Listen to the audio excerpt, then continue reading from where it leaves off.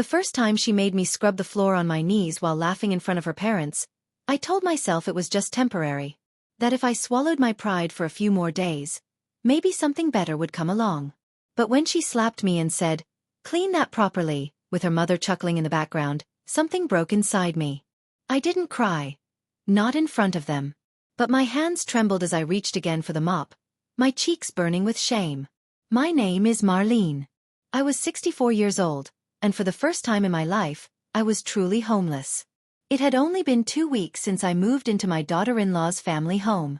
2 weeks since the last of the medical bills from my late husband's cancer drained every last cent from our savings. 2 weeks since the bank repossessed the house I'd lived in for 37 years. My only son, Damien, was away on military training when it all happened. By the time he returned, I had already lost everything. And I didn't want to burden him while he served his country. His wife, Fiona, had told me I could stay at her parents' place for a little while, just until I figured things out. But figuring things out turned out to be code for, clean every corner of the house like a servant while we treat you like you're invisible. I didn't know Fiona's parents well. Peter and Clarice lived in a large 2-story house on the edge of town. Fancy furniture, cold smiles. Fiona had grown up here, and it was clear she still saw herself as royalty in her own little kingdom. That first night, Clarice offered me the guest room with a smile that didn't reach her eyes.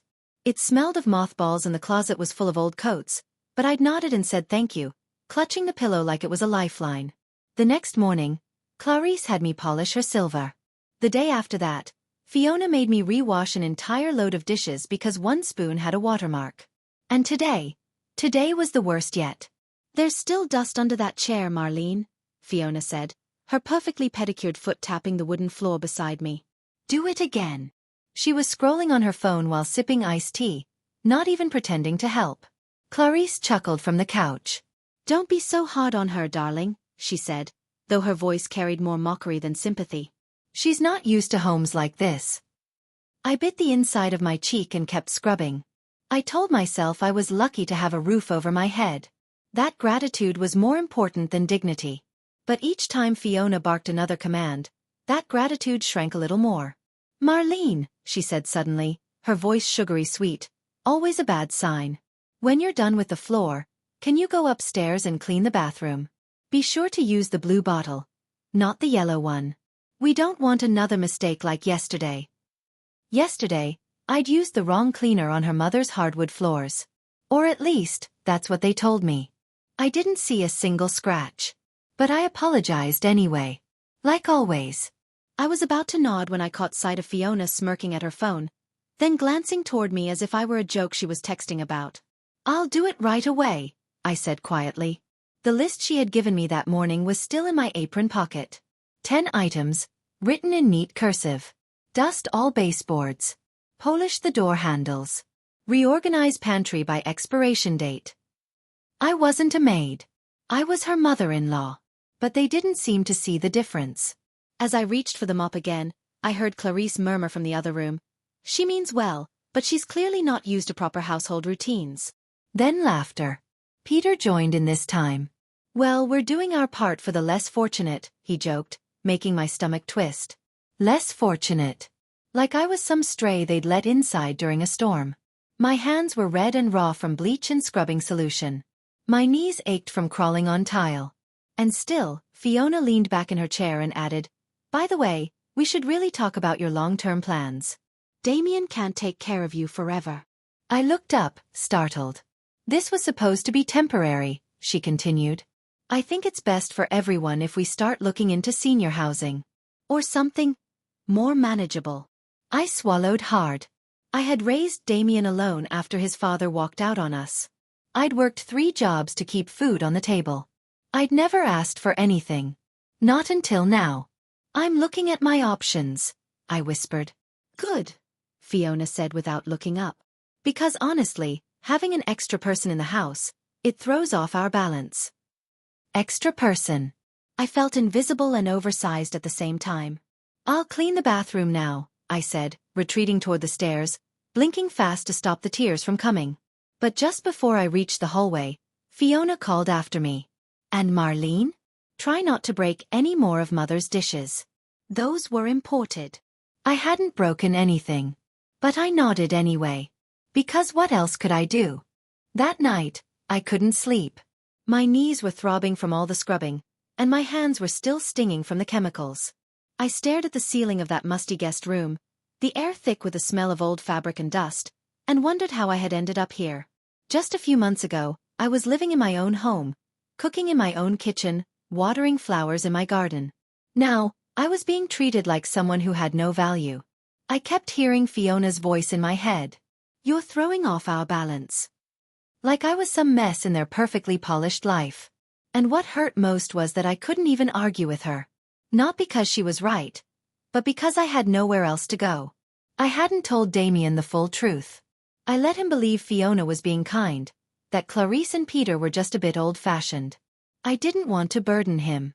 He had enough on his plate with the military, moving around every few months, living out of duffel bags, barely getting a moment to rest. How could I add to that by telling him his wife was slowly crushing my dignity? The next morning, I got up before everyone else. I cleaned the dishes from the night before, wiped down the counters, and even refluffed the pillows in the living room. I thought maybe if I got ahead of the chores, they'd be easier on me. But I was wrong. Did you clean the baseboards? Fiona asked as she walked into the kitchen, her voice still sleepy but sharp. Because it smells like dust in here. I'll get to them next, I said gently, drying my hands on a towel. I'd rather you did them now, she replied, not even looking at me. I bent down and started wiping each baseboard with a damp cloth. My back started to ache almost immediately. My body wasn't made for this kind of labor anymore, especially not after all the years I'd spent doing similar work just to get by. But still, I didn't stop. Clarice wandered in an hour later, wearing a silk robe and holding a coffee mug. Oh, Marlene, when you're finished in here, the upstairs toilet needs attention. It's stained again. Yes, of course, I said quietly. Every day was the same. Clean. Get criticized. Repeat. If I finished something, they'd find a reason to say it wasn't done right. And if I dared to sit down, even just for a minute, someone would walk in and ask, "Do you need something to do?" But that afternoon was different. Fiona's parents had some neighbors over. I was told to stay out of sight, but not before making coffee and preparing a tray with a good china. The same china I wasn't allowed to touch unless they absolutely needed me to. As I walked into the living room, balancing the tray carefully, the neighbors smiled politely. One of them said, "You're so lucky to have help around the house." Clarice laughed. "Oh, it's just temporary. She lost her home and needed somewhere to stay. We're helping out. Family and all." It felt like someone had slapped me in front of everyone. I wasn't help. I was Damien's mother. The woman who had raised him without anyone's help. But to them, I was a burden. A story they could tell to look generous. I placed the tray on the table and quickly turned to leave before they could say more. But I wasn't fast enough. "She means well," Clarice said loudly, "but honestly, she used the wrong cleaner on my floors yesterday. Had to redo everything myself." The room filled with soft laughter. I felt like a piece of furniture that had been dragged in from the street. Something useful, but not quite clean enough to fit in. Back in the kitchen, I leaned against the counter, staring at the floor. My face felt hot. I couldn't cry. Not again. I had cried enough in this house already. Just then, Fiona walked in. "Oh, Marlene," she said in that sweet, fake tone. "Would you mind cleaning the entryway again? I noticed some streaks." "I just mopped it," I replied carefully. "Twice. Then maybe you didn't do it right." Her smile was tight. "Let's make sure it's done properly this time, okay?" I didn't argue. I walked to the supply closet and grabbed the mop. Fiona followed me. She watched as I filled the bucket and wrung out the cloth. Her eyes were full of something I couldn't quite name. Satisfaction, maybe. Power. "You know, Marlene," she said casually, "a job worth doing is worth doing well." I nodded without saying a word. I started mopping again, moving slowly over the same clean floor for the third time that day. My arms hurt. My back felt like it might snap in two. But I kept going. And then she said something that made me freeze. "Maybe if you'd planned better, financially, you wouldn't be in this situation." I looked up at her, shocked. She shrugged. "I'm just saying, You might have made some poor choices. Every word hit me like a stone. Did she think I chose to lose my husband to cancer? That I chose the bills that piled up until the bank came knocking? Did she really think that after working myself to the bone all my life, I deserved this? I did my best, I whispered. Did you though? She asked, tilting her head like she truly didn't know the answer. Because from where I'm standing, it looks like you made a lot of mistakes. That was when the mop slipped from my hand. But before I could even pick it up, she stepped forward. Move, she said sharply. And then without warning, her hand slapped my cheek. Hard. I stumbled back, gripping the wall to keep from falling. My whole body shook. The mop clattered to the floor, and my face burned with pain. But what hurt more was the silence that followed. I looked toward the living room and saw Clarice and the neighbors watching us. And they were smiling. I stood there frozen, one hand still on my burning cheek, the other shaking by my side. I wanted to run. I wanted to disappear. But most of all, I wanted someone, anyone to say, that's not okay. To stand up. To stop this. But no one moved. Clarice chuckled softly, sipping her coffee like nothing had happened. One of the neighbors leaned in and said, "Well, Fiona sure knows how to take charge." Another one smiled and added, "Some people need to be shown their place." Their words rang in my ears, heavier than any slap could be. I bent down to pick up the mop, trying to hide the tears welling up in my eyes. But my fingers wouldn't stop trembling. I wasn't just hurt. I was humiliated. Fiona didn't look even slightly ashamed. She crossed her arms and handed me the mop again. "Try again," she said coldly. "And do it right this time." I gripped the handle as tightly as I could. My legs felt like jelly beneath me, but I forced myself to kneel. Not because I wanted to obey, but because I couldn't bear to let them see me fall apart. Not yet. That's when I heard it, the slam of a car door outside. Heavy footsteps coming toward the house. Then the front door opened with a creak, and I saw him. Damien. My son stood in the doorway, dressed in his military fatigues, looking tired but strong. His duffel bag hung from his shoulder, and his eyes scanned the room in a second. His gaze landed on me first, on my red cheek, my shaking hands, and the mop in my lap. Then his eyes moved to Fiona, standing above me with that smug look still on her face. And finally to the neighbors, watching like this was some kind of show. His voice was calm, but it cracked through the silence like thunder. "What the hell is going on here?" Everyone froze. Fiona stepped forward, her tone suddenly changing. "Damien, thank God you're home." She rushed toward him, tears instantly welling in her eyes like she'd been rehearsing it for days. "Your mother, she's been so difficult. I've tried to help, but she refuses to listen. Just now she got disrespectful and I..." "You what?" Damien's voice was low, steady, and sharp. He took a step closer to me, then reached out, gently lifting my chin so he could see my face. His jaw clenched as he saw the red mark on my cheek. "You hit my mother?" Fiona stammered. I barely touched her. She was being completely unreasonable, and I just... "You hit my mother." The words weren't loud, but they shook the air. One of the neighbors quietly grabbed her purse and started heading toward the door. Another guest mumbled something about needing to feed their dog. But Damien wasn't done. "Mom, get up," he said gently, reaching out his hand. I hesitated, afraid my legs would give out. But when I touched his hand, the strength in his grip steadied me. I stood slowly, and for the first time in 2 weeks, I felt like I could breathe. He turned back to Fiona, who still stood in the middle of the room, arms crossed tight like she was trying to hold her lie together. "Why was my mother on her hands and knees cleaning your floor?" Fiona didn't answer. Clarice tried to step in. "She's family. She's just been helping out while staying with us." "That's all." "Helping out." Damien looked around. "The floor is spotless. So why was she cleaning it again?" "She missed some spots," Fiona said quickly. "I was just trying to keep the house clean." "That's not a crime." Damien stared at her like he was seeing her for the first time. "And your way of keeping the house clean includes slapping a 64-year-old woman?" "It wasn't like that." Fiona raised her voice now, defensive and panicked. Maybe if she'd done things right the first time, I wouldn't have had to correct her. Silence. The kind of silence that makes your heart beat louder in your ears. Damien's expression didn't change, but something behind his eyes shifted. You had to correct her? He said, each word slow, measured, dangerous. Everett, listen, Clarice started, but he raised a hand. No. All of you need to listen. He turned to Fiona.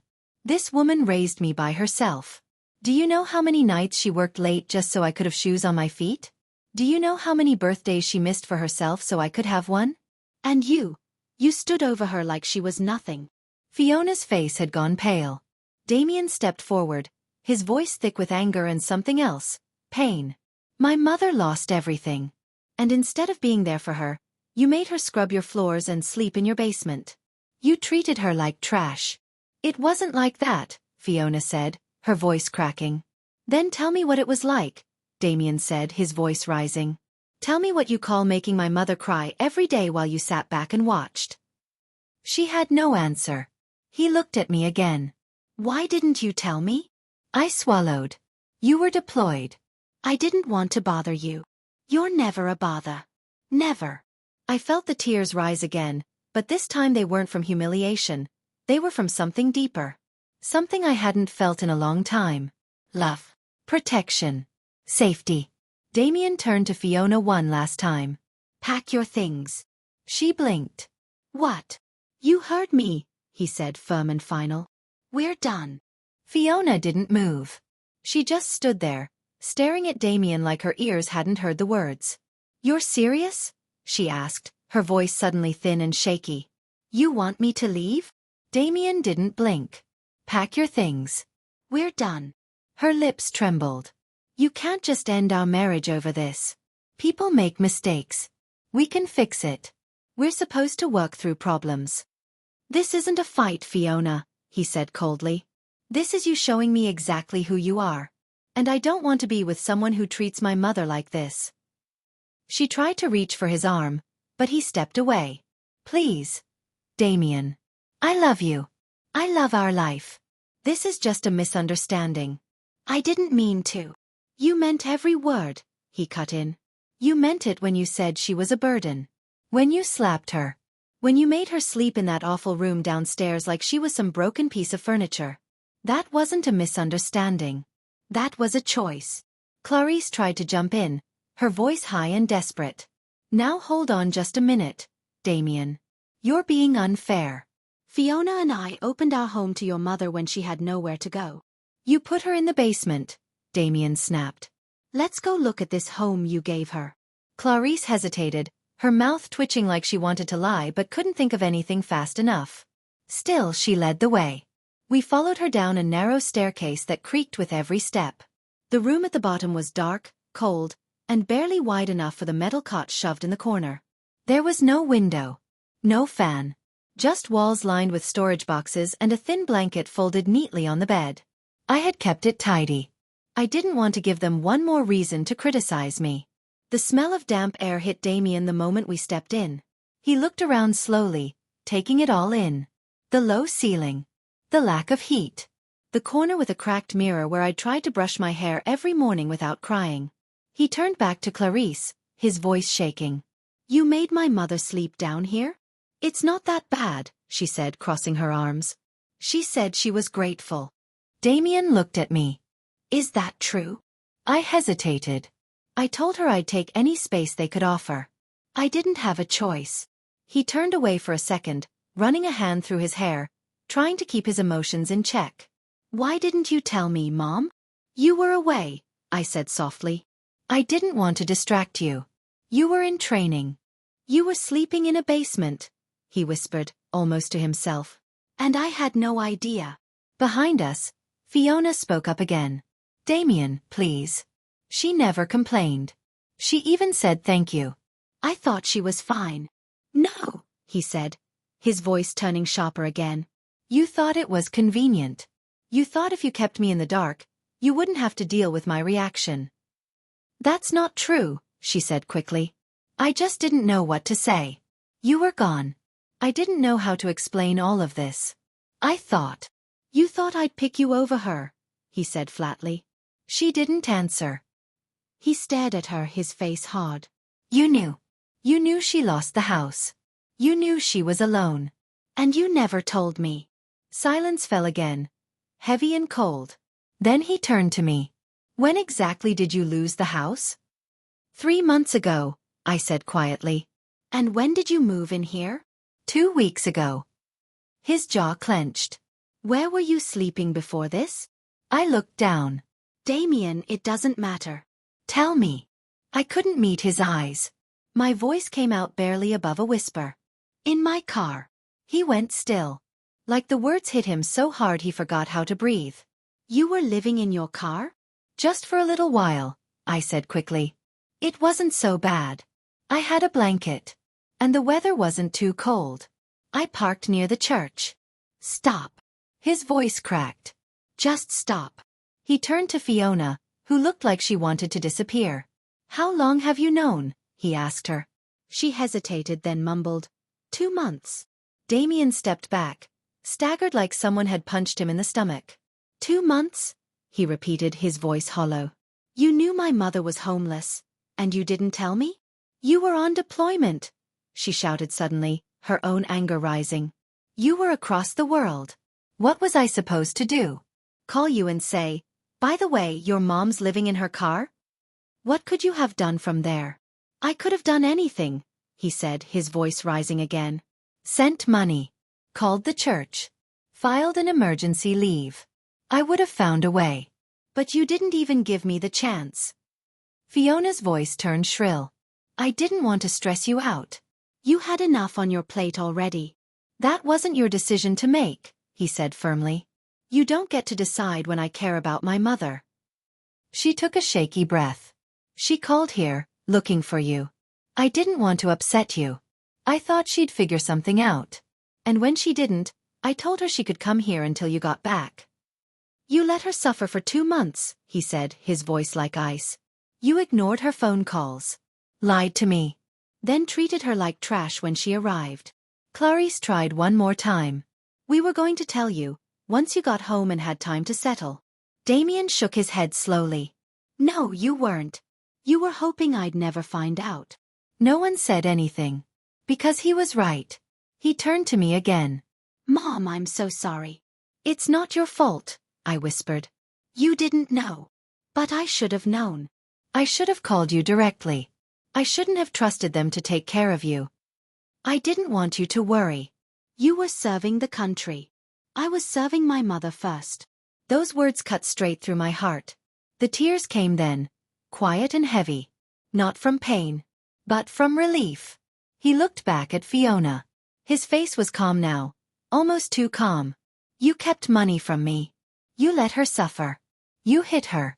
And then you tried to lie your way out. Fiona stepped closer, her voice softening. Damien, please. Don't do this. We can still fix things. You had 2 months to fix things, he said.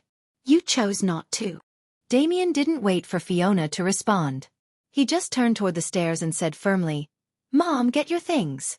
We're leaving. I stood there frozen. Damien, we can't just walk out like this. He looked at me. We're not staying here for another minute. I don't care if we have to sleep in my car now. At least I'll know you're safe.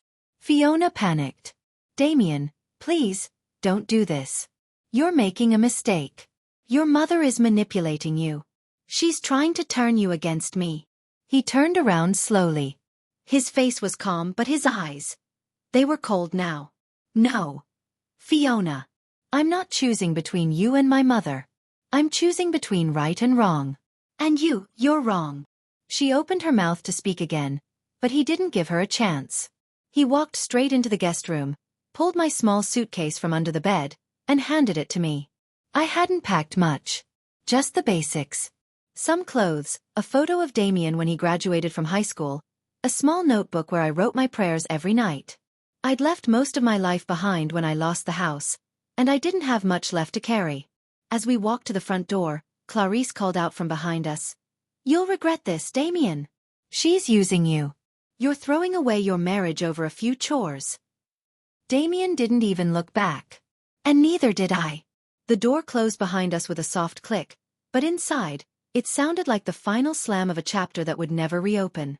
The drive was quiet at first.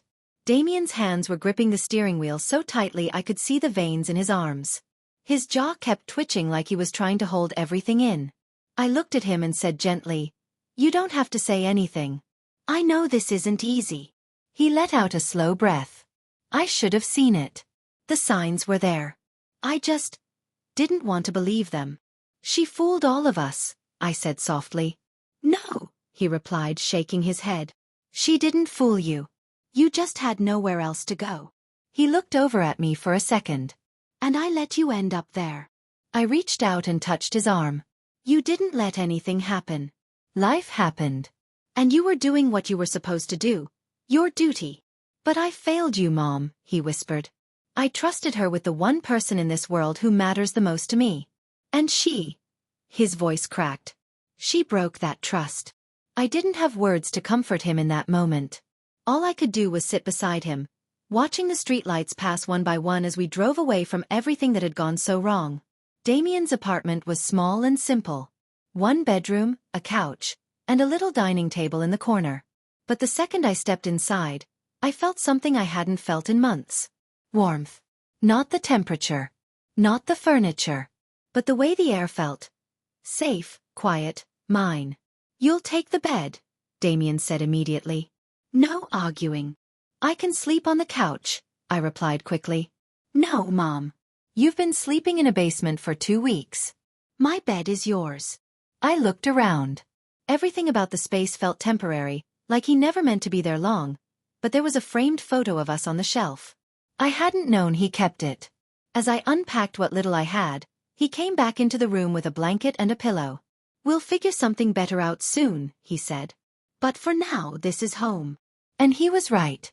For the first time in weeks, I wasn't afraid to close my eyes. The next morning, I woke up to the smell of coffee and toast. It was still early, and Damien was already dressed in his military uniform, boots laced, belt straightened. We sat across from each other at the table, just like we used to when he was a teenager and I'd make breakfast before school. He looked at me and said, "I've been thinking." I raised my eyebrow. "Dangerous." He smirked. "About what we should do next." "We." "Yes, we," he said firmly. "You're not going through this alone anymore, Mom. I should never have let you go through it alone in the first place." My throat tightened. "You were doing your job." "That doesn't matter now," he said. "What matters is that you're with me. And we're moving forward. Together." Before I could say anything, there was a knock at the door. Damien got up quickly. "Stay here." But I followed. I didn't need to ask who it was. I could feel it in the air. Through the peephole, we both saw Fiona. Still in the same clothes from yesterday. Hair a mess. Makeup smudged. Her eyes were swollen from crying. "Damien, please," she begged through the door. "I know you're in there. Just 5 minutes." He didn't move. "There's nothing to talk about," he said through the door. "Yes, there is," she cried. "I love you. I made mistakes, but I can fix this. Please let me explain. Let me apologize properly." He turned to me. His eyes asked for permission, not out of weakness, but out of respect. I gave a small nod. He opened the door. Fiona rushed inside. Her eyes immediately found mine. "Marlene," she said. "I'm so sorry. I know I hurt you. I know I was wrong.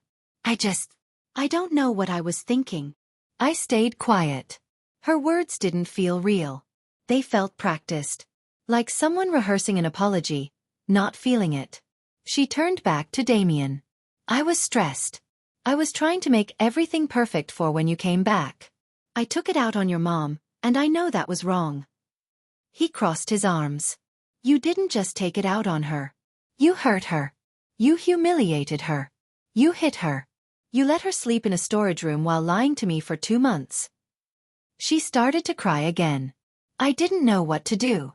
I panicked. "You were gone, and I was afraid of messing up. I didn't mean to let it get that bad." "Then why did you let it continue for so long?" he asked. "I don't know," she said, wiping her face. "I told myself she'd be fine. That she was strong. That she didn't need me to treat her differently." I finally spoke. "Do you remember what you said to me, Fiona?" Before you slapped me? She looked at me, tears in her eyes, but didn't answer. You said maybe if I'd managed my life better, I wouldn't be dependent on others. I didn't mean that, she said quickly. I was angry. I was upset. No, I said. You meant it. That's what you really think of me. She opened her mouth, but nothing came out. That's why this can't be fixed with just "I'm sorry," I said. You don't see me. You don't understand what I've lived through. You think I'm just some old woman who made bad choices. But you never asked what I gave up to raise him. You never cared. Fiona didn't argue this time. She just stood there, crying softly, her shoulders hunched like someone who had finally realized the damage she'd done. I don't expect you to forgive me, she said in a low voice. I just wanted you to know. I understand now. What I did. What I became. Damien didn't say anything. She turned to him. You're a good man, Damien. You didn't deserve this. Your mother didn't deserve it either. And I know that now. I know I messed everything up. He didn't move. He just stared at her with the kind of quiet pain that doesn't show up in yelling, but in silence. Heavy, still, final. I thought I was in control, she continued. I thought if I kept things neat, perfect, organized, I could handle anything. But I couldn't handle your mom needing help. I saw her as something I had to deal with, instead of someone to care for. I made her small so I could feel big. The truth of her words filled the room like fog. And for a moment, I felt something I hadn't expected to feel. Not forgiveness, but clarity. She finally understood what she had done. She looked at me again. You didn't deserve any of it. And I'll carry that shame for the rest of my life. I gave her a small nod. I hope you grow from this, Fiona. For your own sake. Then Damien said quietly, It's time to go. She nodded slowly, and this time, she didn't fight it. She walked to the door, turned around one last time, her eyes red and tired. I loved you, she said softly. But I don't think I ever deserved you. Then she was gone. That night, the apartment was silent. Damien and I didn't say much. We just sat on the couch, a cup of tea in our hands, the television on but muted. The room felt heavy, but not in a bad way. It was like we were both exhaling for the first time in weeks. After a long pause, I asked, Do you regret it? Leaving her, he said. No. I regret marrying someone who treated you like that. But not walking away. I looked at him. Marriage is hard. Damien. People mess up. Sometimes they get lost. He nodded. Yeah. But some things you can't come back from. She didn't just mess up. She planned it. She had chances to do the right thing and chose the wrong one, again and again. I didn't say anything. I just sipped my tea and let him think. I thought I was building a life with someone who shared my values, he said after a while. But now I see. She didn't even know what values are. Loyalty. Family. Respect. She didn't understand any of it. She wanted the image, I said. The title. Military wife. But she didn't want the reality. He nodded. Exactly. Then he looked at me and gave me the smallest smile. But I still got lucky. I raised an eyebrow. Lucky. He shrugged. I got you. I got the woman who raised me, protected me, worked 3 jobs just so I could wear clean shoes to school. I laughed softly. Those shoes were second-hand. But they were clean, he said. We sat in silence again, but it felt lighter now. He glanced toward the window. I don't know what happens next, Mom. But I know this, whatever it is, we'll face it together. I reached out and squeezed his hand. That's all I've ever wanted. A few days later, Damien started making phone calls. He called a lawyer to start the divorce paperwork. Then he called his commanding officer to change his emergency contact. And then, quietly, he started reaching out to friends and old colleagues, asking if anyone knew of part-time work I could do. I didn't even know he was doing it until one morning the phone rang, and a woman named Margaret from the local library asked for me by name. Your son gave us your number, she said warmly. He mentioned you've done bookkeeping and office work in the past. Would you be interested in an interview? My voice shook when I answered. Yes. Yes, I would. After I hung up, I looked at Damien. You didn't have to do that. I know, he said. But I wanted to. I don't want to be a burden, I whispered. He looked at me so seriously that I'll never forget his words. Don't ever say that again, he said firmly. You're not a burden. You're my mother. You're my strength. And now it's my turn to be yours. I nodded, tears filling my eyes. But for the first time in months, they weren't from pain. They were from hope. The next few weeks felt like a quiet kind of healing. I went for my interview at the library the following Tuesday.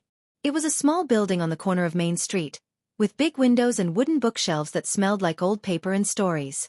Margaret, the woman who'd called me, was warm and kind.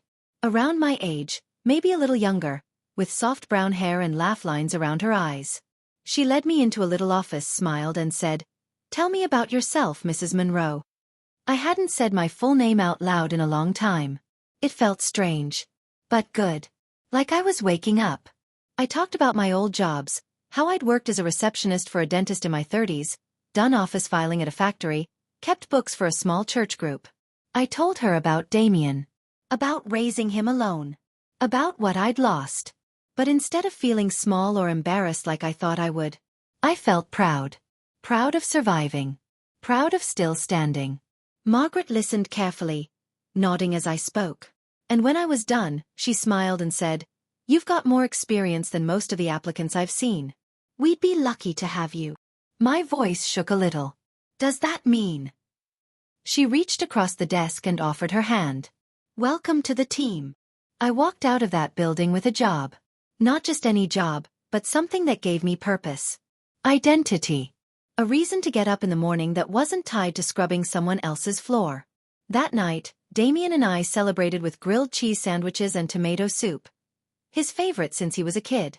He grinned like he had back in high school, when he used to come home with muddy boots and ask if I had cookies. "You look lighter," he said, pouring me a glass of juice. "I feel it," I replied. "It's the first time in a long while that I feel useful.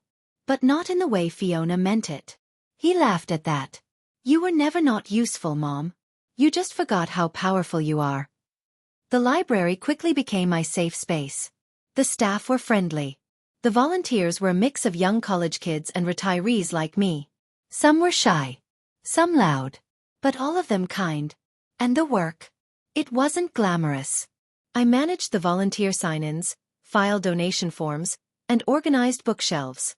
But every time I helped someone find what they needed, or gave a new volunteer a warm welcome, I felt something grow back inside me. Confidence. The same confidence Fiona had tried to break. One Friday afternoon, while I was setting up a corner display for the literacy program, a man walked up to the desk. He had silver hair, soft eyes behind wire-rimmed glasses, and a slow, steady way of speaking. "Excuse me," he said. "I'm looking for information on your volunteer tutoring." I looked up and smiled. "You're in the right place." He extended his hand. "Robert. Just retired from teaching high school English. Hoping to stay useful." I shook his hand. "Marlene. I think we've got the perfect spot for you." I walked him through the program, showed him the reading logs, the volunteer binder, and the space where tutors met students. He listened carefully, asking smart questions and making little jokes here and there that actually made me laugh. Real laughter, not the polite kind I'd faked for so long. Before he left, he asked, "Would you like to get coffee sometime? I'd love to hear more about how you got into all this." I paused. Not because I didn't want to, but because I hadn't thought about things like that in years. Coffee. Conversation. Connection. But then I smiled. "I'd like that." That night, I told Damien. He almost dropped his fork. "A date." "It's just coffee," I said, laughing. He grinned wide. "Still. That's a beginning. And beginnings are everything." A few weeks later, I found myself looking forward to Saturdays. Robert and I would meet at a small cafe near the park, talk about books, life, and everything in between. He was gentle, thoughtful, patient, not pushy, just present. It wasn't dramatic. It wasn't rushed. It was peaceful. And that peace felt like gold. One evening, I came home to find Damien sitting at the kitchen table with a manila folder and a look on his face that I hadn't seen since he was a boy, hiding something behind his back. "What's that?" I asked, setting my bag down. He smiled. Patience. Eat first. Then surprises. After dinner, he spread a few papers across the table. These are houses, Mom, he said. Places I can afford with my savings and military benefits. I stared at the listings, confused. I don't understand. I want to buy a house, he said. One with a yard. And space. A place for both of us. Not because you need help, but because I miss seeing you every day. Tears sprang to my eyes. I know you're building your own life again, he added quickly. And I'm proud of that. But I'm not asking you to go back. I'm asking if we can move forward, together. I looked at the listings again. And I didn't see just real estate. I saw a future. A garden where I could grow tomatoes. A sunny kitchen where Robert might help me cook someday. A guest room where my library friends could visit for tea. A porch where Damien and I could sit in the evenings and talk about everything, or nothing at all. I smiled. Show me your favorites. The house Damien picked wasn't huge. It wasn't fancy either. But it felt right the moment I stepped onto the porch. There were white railings that could use a little paint, a squeaky screen door, and a crooked mailbox that looked like it had stories of its own. But the sun hit the front steps just right in the morning, and when I stood there, I could already imagine myself sitting with a cup of tea and a blanket, watching the neighborhood come to life. Inside, the living room had scuffed wood floors, and the kitchen smelled faintly of Old Spice and lemon cleaner. There were 2 bedrooms, one for me, one for Damien, and a little room at the back that looked like it used to be someone's sewing space. I claimed it for my books the moment I saw it. We didn't rush to move in. We fixed it slowly, bit by bit. Together. On weekends, Damien painted the walls while I sorted through second-hand curtains. We laughed when the water heater gave up halfway through a shower, and we argued once, just once, over where to put the couch. But that night, we made grilled cheese again and watched old home videos until the couch didn't matter anymore. One afternoon, while I was unpacking a box labeled, Kitchen, Fragile, I found something I hadn't expected, my old recipe book. The pages were worn, stained with oil and flour, but my handwriting was still there. Damien's birthday cake. His favorite stew. The peanut butter cookies I used to bake when he brought friends over after soccer. I held it in my hands for a long time before placing it on the new kitchen shelf, next to the donated crockpot and the chipped blue mugs from the thrift store. It felt like a piece of my old life had come home with me. Robert started stopping by on Sundays. He'd bring a loaf of bread from the bakery down the street, and I'd make tea. We'd sit in the small backyard, me in the lawn chair, him on the old bench Damien rescued from the curb. We didn't talk much sometimes. Just sat and listened to the wind and the birds. He never pushed. Never pried. One day, I asked him, "Do you think it's possible to start over this late in life?" He looked at me and smiled gently. "I think sometimes we don't start over. We just start right. And that's enough." Damien came home one evening, dirt on his shirt, tired but smiling. "Guess what?" he said, holding up a folded paper. "What is it?" I asked, wiping my hands on my apron. I got offered a new role at the base. Part-time, but local. No deployments. More stable hours. More time here. I blinked. "Are you serious?" He nodded. "I want to build here, Mom. This house, this town. It feels like where we're supposed to be." Tears welled in my eyes. "Then that's what we'll do." We hosted our first dinner in the new house the following week. Just a few people. Margaret from the library, Robert, and 2 of Damien's friends from the base. I made the stew from my recipe book, and Damien set the table with mismatched plates and cloth napkins. We ate outside, under the string lights we hung across the backyard. They flickered a little, and a few bugs buzzed around the lemonade, but I had never felt more at peace. There was laughter. Real laughter. The kind that starts in your belly and fills the whole yard. At one point, I leaned back in my chair, looked at the people around me, and realized something so simple, it made my heart ache. I was no longer surviving. I was living. Later that night, after everyone had left and the dishes were done, I sat on the porch with Damien. The stars were out. The air was cool. The porch light made our shadows long and quiet. He looked at me and asked, "Do you ever think about all that happened?" I nodded. "I do. Sometimes it hits me all over again. The basement. The slap. The way they laughed when I cried. He was quiet. But then, I said, I think about this porch, this house, the job, the peace. And I realize, I wouldn't trade this for anything. He looked at me. You're the strongest woman I know. I smiled, brushing a tear from my cheek. I'm just a mother who kept going. A few days later, a letter came in the mail. No return address. Inside was a folded note. I recognized Fiona's handwriting. It said, Marlene, I don't expect you to reply. I just wanted to say, I think about you often. And I hope you're okay. Truly. I'm in counseling now. I'm working on myself. You didn't deserve what I did to you. I'm sorry. F. I read it twice. Then folded it, placed it in a drawer, and left it there. I didn't hate her anymore. But I didn't need her anymore either. As the days turned into months, my life began to fill with small beautiful things. The smell of morning coffee. The sound of Robert laughing at his own bad jokes. The pride of helping a shy teenager at the library read their first full book.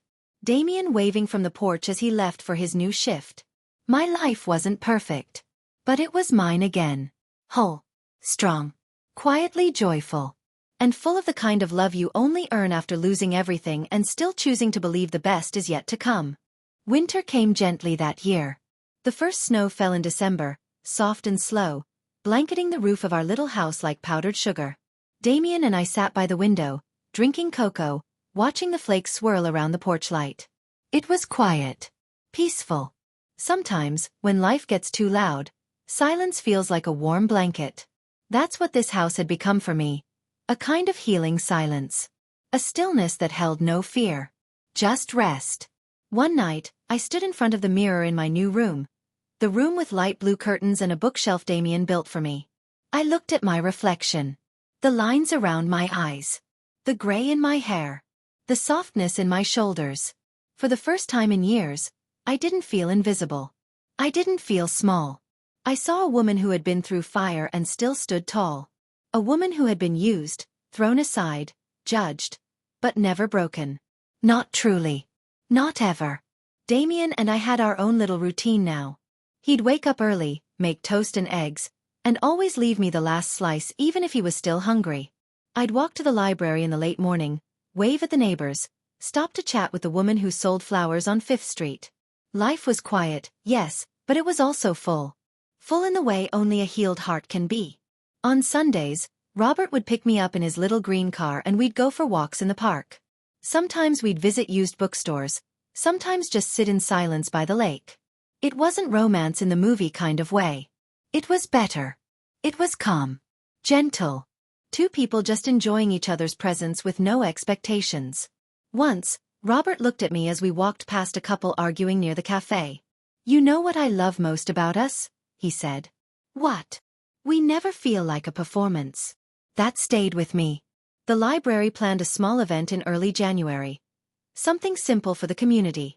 A book reading for seniors, hosted by volunteers. Margaret asked me if I'd be willing to speak. Just a few minutes. Something light and warm. At first I said no. But then I thought about the girl I used to be. And the woman I had become. And how maybe, just maybe, someone else in that room would need to hear what I had to say. So I said yes. I wore a soft beige sweater and pinned a little brooch on the collar. It had belonged to my mother. I held the microphone with both hands because they were shaking just a little. But when I looked into the small crowd, faces old and young, kind and curious, I felt strong. I used to think, I began, that starting over meant erasing everything behind you.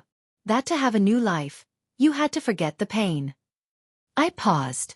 Looked at Damien sitting in the back row, arms crossed, smiling with pride.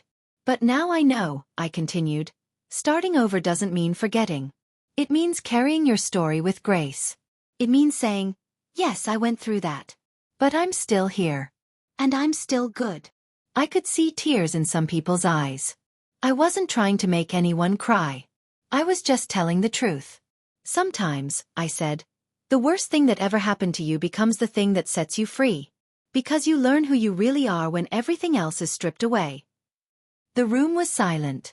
Then a woman in the front row whispered, thank you. I smiled and stepped down, heart beating fast. But not from fear. From something else. Peace. Later that evening, as we sat around the dinner table, just Damien, Robert, and me, I realized something important. I hadn't just survived what Fiona did to me. I had reclaimed my life. Piece by piece, I had taken back my worth, my strength, my identity. And no one, no slap, no insult, no basement, could take it from me again. One night, as Damien and I stood outside looking at the stars, he said softly, "Mom, do you ever miss the old house?" I thought about it. The one I lost. The one I held on to for 37 years. Yes, I admitted. Sometimes I do. It had so many memories. So much love. He nodded. I understand. But this one, I added, smiling gently. This one has something even more special. What's that? A second chance. He didn't say anything. He just pulled me into a hug. And in that moment, under the winter sky, with snow dusting the roof and laughter waiting behind the front door, I knew. I wasn't just living in a house. I was finally home. Spring came slowly, like a quiet promise. The trees began to bloom again, little green buds appearing on branches that had looked dead just weeks ago. It reminded me a lot of life, how even the hardest winters eventually end, and even the most broken things can grow again. One Sunday morning, I sat alone in the backyard. The air was warm, the birds were singing, and a gentle breeze moved through the wind chimes Damien had hung near the porch. I had a cup of tea in my hands and a small smile on my face. It wasn't the smile of someone who had everything. It was the smile of someone who had enough. Damien stepped outside, wiping his hands on a rag from fixing something in the garage. He sat beside me, handed me a cookie he'd baked from my old recipe book, and said, "You know what I've realized?" "What?" "You never needed saving. You just needed space to stand." I looked at him, my heart full. Sometimes, the greatest gift is someone who believes you can stand again. Looking back, I often think about the version of me that arrived at Fiona's doorstep all those months ago. Tired, scared, ashamed. I thought I had nothing left. No home. No power. No dignity. But what I learned is that you can lose everything you've built and still not be destroyed, if you don't give up on yourself. I learned that family isn't about who shares your blood. It's about who protects your heart. And I learned that people will try to make you feel small, especially when they're afraid of your strength. But their fear isn't your truth. Their cruelty isn't your identity. So to the woman watching this who feels like she's too old to start over. To the man who's lost his way and thinks he'll never get it back. To the mother who gave everything and is now standing alone. Let me tell you something. You're not finished. You are still becoming. Still unfolding. Still powerful. And no matter who tried to break you, you still get to decide what happens next. The truth is, sometimes the people who hurt us the most are the ones we trusted the deepest. But the lesson isn't to stop trusting. The lesson is to trust yourself more. Your voice. Your instincts. Your worth. Because one day, when the dust settles, you'll look around and see that you built something no one could ever take away from you again. Not a house. But a life. And as for me? I may not have the kind of success people measure with money or titles. But I have something better. I have peace. I have love. I have me fully whole again. And now, every time I hear the wind move through the trees, I smile and think, they couldn't break me. Because I remembered who I was. And I never forgot what I deserved.